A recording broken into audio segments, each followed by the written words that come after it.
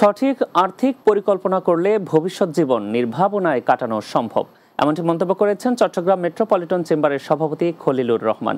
বুধবার সকালে একটি আবাসিক হোটেলের কনফারেন্স হলে প্রগতি লাইফ ইন্স্যুরেন্সের বার্ষিক সম্মেলন অনুষ্ঠানে তিনি একথা বলেন। প্রতিষ্ঠানের মুখ্য নির্বাহী কর্মকর্তা জালালুল আজিমের সভাপতিত্বে এতে প্রধান অতিথি ছিলেন কোম্পানির চেয়ারম্যান খলিলুর রহমান। এ সময় অতিরিক্ত ব্যবস্থাপনা পরিচালক জাহাঙ্গীর হোসেন, অতিরিক্ত ব্যবস্থাপনা পরিচালক ফারুক মাহমুদ, মোহাম্মদ রকিবুল আলম ভূঁইয়া সহ অন্যরা উপস্থিত ছিলেন। চট্টগ্রাম বন্দর কর্তৃপক্ষের কাছ থেকে সর্বোচ্চ ১০০ কোটি টাকা পৌর কর আদায় করেছেন চট্টগ্রাম সিটি কর্পোরেশন। বুধবার বিকেলে মেয়রের হাতে ১০০ কোটি টাকার চেক তুলে দেন চট্টগ্রাম বন্দরের chairman rear admiral SM. Moniruzzaman.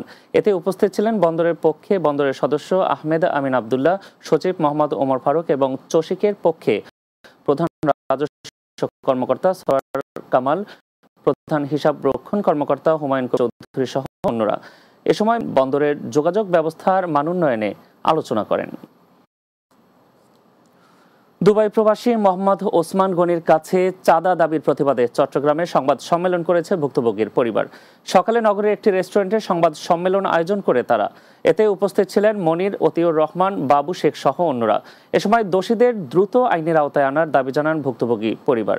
এ ব্যাপারে সংশ্লিষ্টদের হস্তক্ষেপ কামনা করেন তারা। চট্টগ্রামে বৈষম্য বিরোধী আন্দোলনের ঘটনার আসামি করার প্রতিবাদে সংবাদ সম্মেলন করেছে ভুক্তভোগী ব্যবসায়ী মঞ্জুর আলম। সকালে চট্টগ্রাম প্রেস ক্লাবে সংবাদ সম্মেলনে এই অভিযোগ তুলে ধরেন ভুক্তভোগী ব্যবসায়ী মঞ্জুর আলম। লিখিত বক্তব্যে ব্যবসায়ী মঞ্জুর আলম বলেন, কিছু কুচক্রী মহল আমার বিরুদ্ধে মিথ্যে মামলা দিয়ে হয়রানি করে আসছে এবং জানমালের ক্ষতিরও হুমকি দিচ্ছে তারা। সংবাদ সম্মেলনের মাধ্যমে তিনি এ ব্যাপারে প্রশাসনের ঊর্ধ্বতন কর্তৃপক্ষের হস্তক্ষেপ কামনা করেন।